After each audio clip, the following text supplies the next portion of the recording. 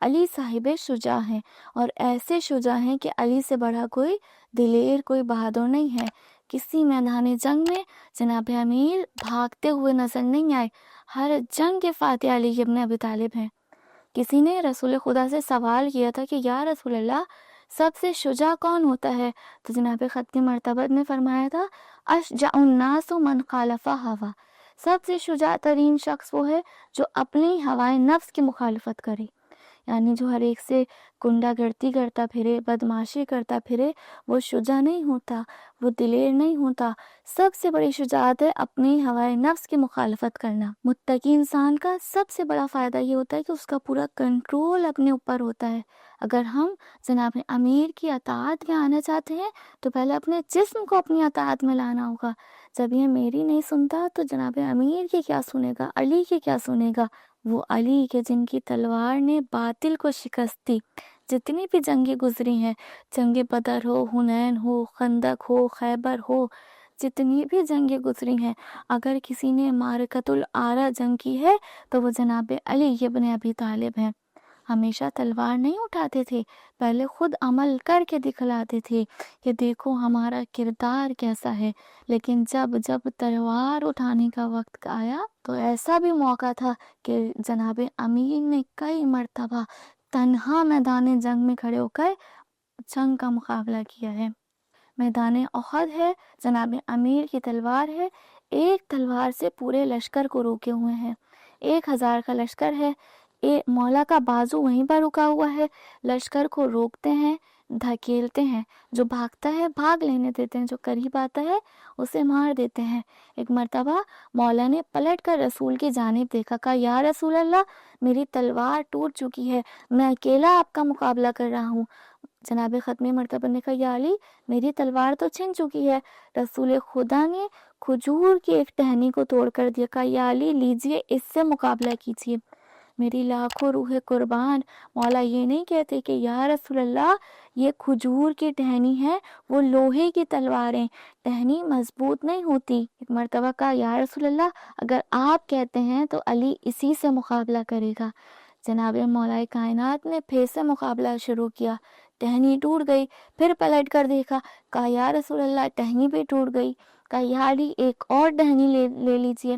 جب تیسری مرتبہ پلٹ کر دیکھا نا، تب پروردگار عالم نے کہا اے جبرائیل، اب ذرا جنت سے ذوالفقار اٹھا اور زمین پر نازل ہو جا۔ وہاں سے نزول شروع ہوا، جناب جبرائیل قصیدہ پڑھتے ہوئے نازل ہوئے، لا فتح الا علی لا سیس الا ذوالفقار، اور علامہ اقبال نے اس کے آگے ایک اور مصرع لگایا، شاہ مردہ شیر یزداں قوت پروردگار۔ علامہ اقبال فرماتے ہیں، کافر ہو تو شمشیر پہ کرتا ہے بھروسہ، مومن ہو تو پہ تیغ بھی لڑتا ہے سپاہی۔ اب سارا کا سارا لشکر دیکھ رہا ہے کہ دو منہ کی تلوار آئی ہے۔ جناب امیر اپنی ذوالفقار سے ٹیک لگائے احد کے پہاڑ پہ کھڑے ہیں، چہرے پر نقاب ہے، صرف آنکھیں ظاہر ہو رہی ہیں، اور مولا کی آنکھیں بہت مشہور ہیں۔ پسینہ پیشانی سے بہہ رہا ہے، پشت کی جانب سے ایک شخص ہاتھوں میں خنجر لے کر آ رہا ہے کہ جناب امیر کو پشت سے خنجر مارے گا۔ ہاتھوں میں خنجر ہے لیکن ہاتھ کانپ رہے ہیں کہ سامنے حیدر ہے۔ مولا احد کے پہاڑ پر ذوالفقار سے ٹیک لگائے کھڑے ہیں، وہ بڑے آرام سے دبے پاؤں مولا کی جانب بڑھ رہا ہے، ہاتھوں میں لرزہ ہے۔ سب کہہ رہے ہیں کہ علی کی پشت تیری جانب ہے۔ مولا ذوالفقار سے ٹیک لگائے کھڑے ہیں لیکن امامت کی نگاہیں پشت کی جانب سے بھی دیکھ رہی ہیں۔ ہاتھوں میں لرزہ ہوا، خنجر چھوٹ کر زمین پر گر گیا۔